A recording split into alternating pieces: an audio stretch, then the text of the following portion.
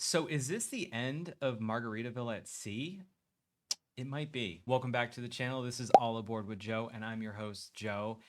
So we need to have a discussion about Margaritaville at Sea and how they are just making a horrible, horrible name for cruising. They're just affecting the entire cruise industry. You see, back in 2019, they failed their inspection from the CDC. And guess what? In 2024, they failed again. Before we get into today's cruise news, I just want to thank all the new subscribers to the channel. This channel is only about a month old or a little bit less than that, and we just broke 600 subscribers. So if you're new here, hit the subscribe button if you want to know cruise news, cruise tips, just general cruise lifestyle. This is the channel for you. Okay, back into it. All right, so the Margaritaville at Sea Paradise, operated by Margaritaville at Sea, was victim of a surprise inspection by the CDC on May 1st. And as I mentioned in the intro, they failed pretty miserably. You see, when the CDC does these types of inspections, there's a number that you get awarded to you with how well you did. And 86 is a passing grade. But let's be honest with you. Let's think about our days back in school. I'm pretty sure you don't want to just scoot on by, right? When you're passing a test, you don't want to be just passing. You want to be at least, I mean, an A would be great, right? But, a C plus would be reasonable, though basically just passing. So a CDC considers an 86 a pass, as I mentioned, but, well, 85 and below is considered very low and obviously not passing. The Margaritaville at Sea Paradise ranked an 83 with a slew of violations. Now, call me crazy, maybe a little bit psychotic, but I've wanted to review the Margaritaville at Sea for so long because of the bad reviews. It's one of those things where I have to see it for myself, but I haven't pulled the trigger because in my head, I'm like, do I want to put myself through this trauma? I've seen so many reviews online, and shout out to Travel Spree. I saw their video. They did the Margaritaville at Sea, and I love those two. Fane and Laura are awesome. So if you don't know them, go check them out. I'll link them down below. But I believe they did it not too long ago, and it just looked horrible. If I remember correctly, like just some of the footage from the ship just looked horrendous. And it's crazy to me because Margaritaville is a big name. Now, I'm not saying Margaritaville is like a luxury product, right? But you just expect a little bit more when you take over a vessel. You think that you would just do it up, but maybe they're just trying to get the low-hanging fruit, the cheap cruise weekenders or whatever. I don't know. But I digress. Let's move on to what exactly did they fail in their inspection. Okay, so according to the report I'm reading right here, the Margaritaville at Sea Paradise failed a variety of health and safety issues in 65 different areas on board. Now, think about that for a second. 65 different areas. These areas included food preparation for both guests and crew, which is even scarier. You think the crew, I mean, obviously you want the guests to be priority, but you think that the crew wouldn't be, putting themselves in a world of hurt of just maybe just gross preparation and whatnot.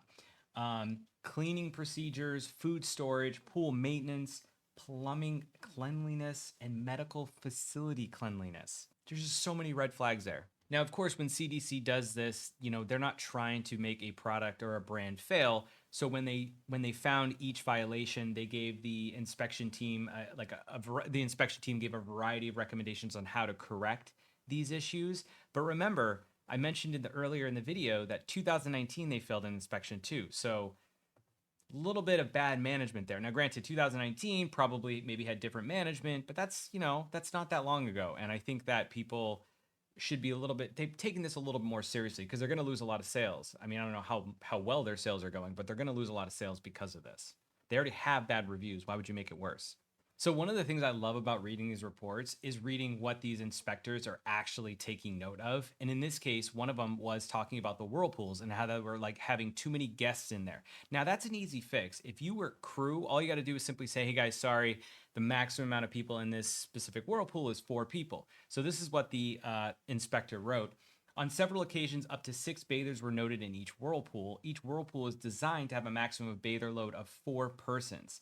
The associated recommendation is to ensure the maximum passenger bather load number is not exceeded, so the proper halogen and pH values are not adverse affected. So this could have been solved easily if management was just like on top of that and just say, hey, simply only 4 people max. Not to have a lifeguard out there, but just to have simple communication, right? So another thing that they make mention of, remember, they don't talk about everything here. Like I'm not reading every little detail from the report. But one of the things was potable water lines servicing the ship's medical facility, garbage room, and engine room all received violations, as did the lines servicing select guest cabin areas.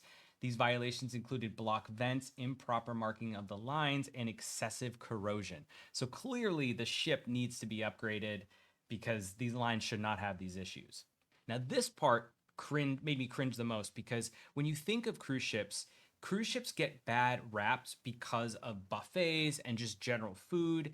And I think that most cruise lines are pretty good about how they serve food. You don't see a lot of people reaching in. You know, sometimes you do.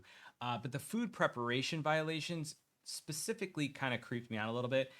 Crew training was examined and found lacking in several areas. For example, crew members appeared unable to ensure that the proper concentration of antimicrobial solutions were cleaning fruits and vegetables was used. So basically saying that the crew members weren't properly trained, or they just weren't given the necessary tools to make sure that the fruits and vegetables, among other food items, were properly taken care of, which is really concerning. I mean, that is a health hazard, and so many people could be walking away with food poisoning, just sickness.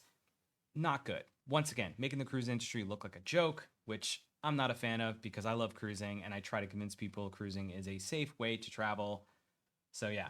Now, not to really pile on Margaritaville at Sea, despite them having such a poor score, and I'm going to be honest with you, the inspectors are hardcore, and they should be. But believe it or not, and the article that I'm going to link to so you can read more about the report and whatever, actually touches on a certain segment that I love, that they basically said it's not impossible to get a score of 100 on these inspections. In fact, they mention that in 2024, Norwegian Cruise Line, Celebrity Cruises, Disney Cruise Line, MSC Cruises, believe it or not, and Viking Cruises have all received perfect scores.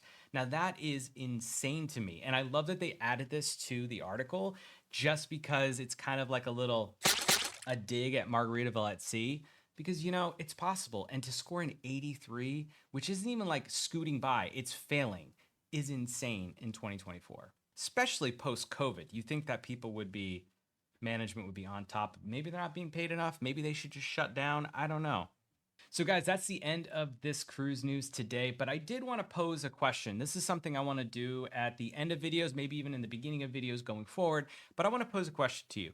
Do you think that Margaritaville at Sea should be given not even a second chance, a third chance to fix their wrongs? I mean, I personally think that the first time should have really been a light bulb moment. And to be honest with you, even though I said earlier in the video that I'd be willing to review this, I'm not really sure anymore. I mean, I don't really want to get sick, or I really don't want to feel like I'm in jail, so to speak, because like I said, I've seen videos online from Margaritaville at Sea and it does not look very pretty. So I would love to know two questions actually. One, do you think they should get a third chance at fixing their wrongs? And second, would you, at just a crazy discount, would you actually pay to be on this ship even for a couple days? Not even a full, I don't think they even do 5 to 7 day itinerary. I think they only do like weekend itineraries. Would you pay to do that? I don't know if I would, but I'd love to know what you think.